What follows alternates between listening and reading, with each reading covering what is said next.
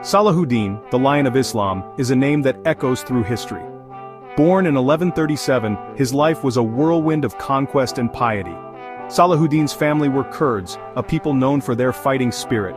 They served the powerful Zengid rulers. Salahuddin's uncle, Asaduddin Shirkuh, was a great general. He took young Salahuddin under his wing.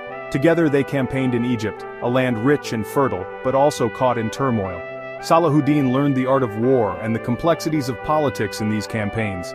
He would use these lessons well in the years to come. Imagine a land divided, a land where unity is a distant dream, and the people are fragmented by borders and rivalries. That was the state of Egypt and Syria in the 12th century. The region was a mosaic of competing factions, each vying for power and control. The Fatimid Caliphate, once a formidable force, ruled Egypt. However, their grip on power was weakening, and their influence was waning. The once mighty Fatimids were now struggling to maintain their hold over the land. In Syria, the situation was no better. Various Muslim rulers fought amongst themselves, each seeking to expand their territory and influence. This internal strife created a landscape of instability and chaos. The division and infighting left the region vulnerable to outside forces. The Crusader states established by European Christians along the Mediterranean coast saw an opportunity to expand their influence. These Crusaders, driven by religious zeal and a desire to reclaim the Holy Land, posed a constant and formidable threat to the Muslim world. Their presence was a source of fear and tension. They had already captured Jerusalem, a city sacred to both Muslims and Christians. The fall of Jerusalem was a devastating blow to the Muslim world, a symbol of their disunity and vulnerability. The capture of Jerusalem sent shockwaves throughout the Muslim world. It was a wake-up call, a stark reminder of the need for unity and strong leadership. In the face of this crisis, Muslim leaders began to realize the importance of coming together.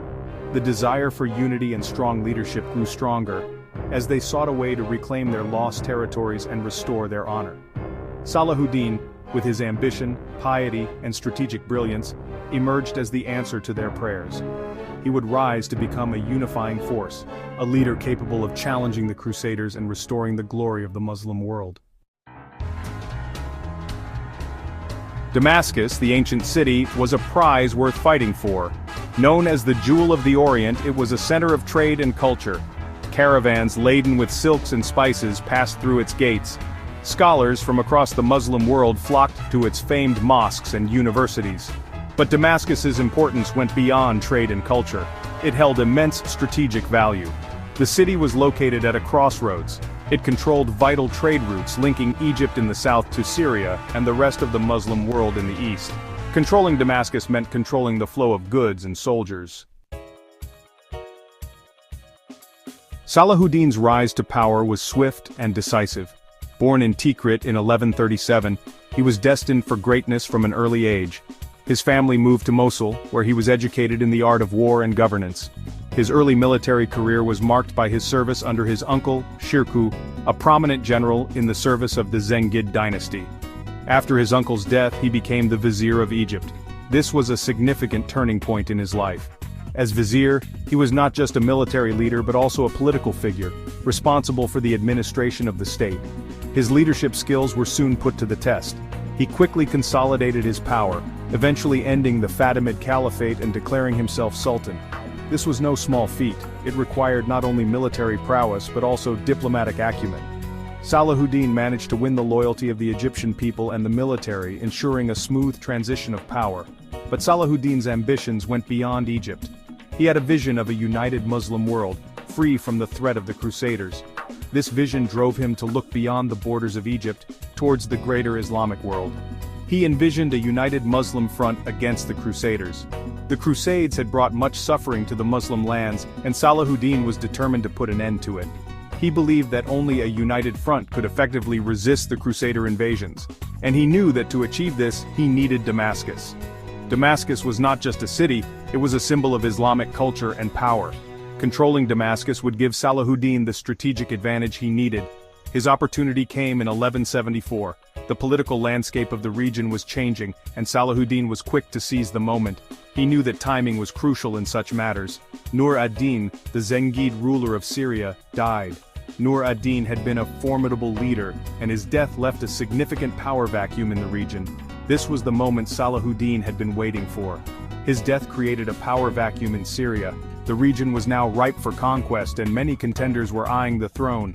But Salahuddin had the advantage of a well-trained and loyal army. Salahuddin, with his customary boldness, moved to fill it.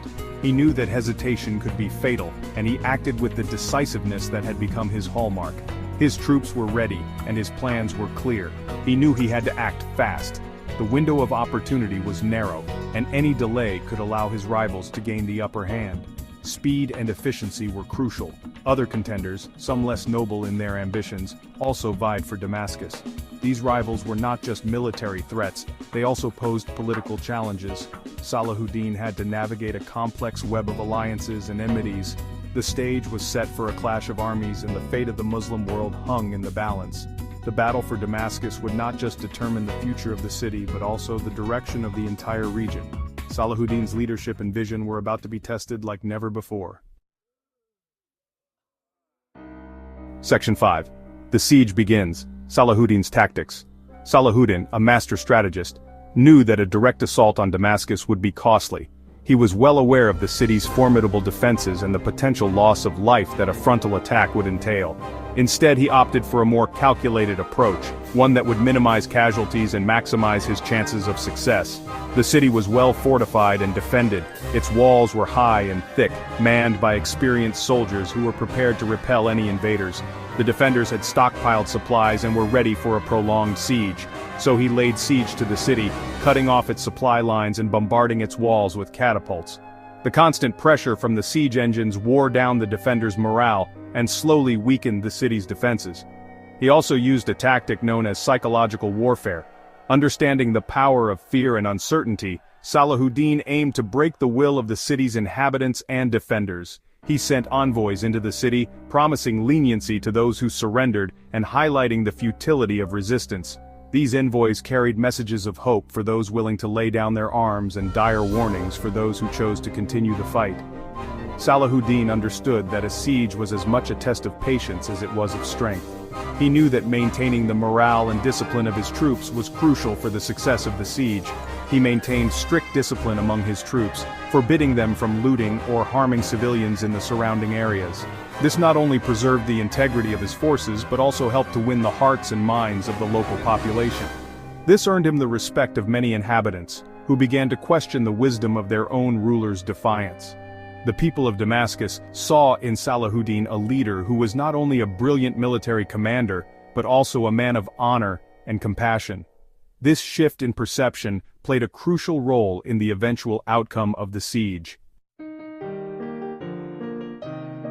The siege of Damascus lasted for months. The city's defenders fought bravely, but they were slowly being ground down. Salahuddin's agents worked within the city, exploiting existing divisions and sowing seeds of doubt. Finally, in November 1174, Damascus surrendered to Salahuddin. The people of Damascus, weary of war, opened their gates to Salahuddin. They saw in him a just and powerful ruler, someone capable of uniting the Muslim world. Salahuddin, true to his word, treated the inhabitants with mercy. He allowed the defeated governor safe passage out of the city. The capture of Damascus was a turning point in Salahuddin's career. It marked the beginning of his dream, a united Muslim empire. He quickly consolidated his hold on Syria, incorporating its formidable armies into his own. With Egypt and Syria under his banner, Salahuddin was now the most powerful Muslim ruler of his time. However, unification was not without its challenges. Salahuddin faced opposition from within and outside his newly formed empire.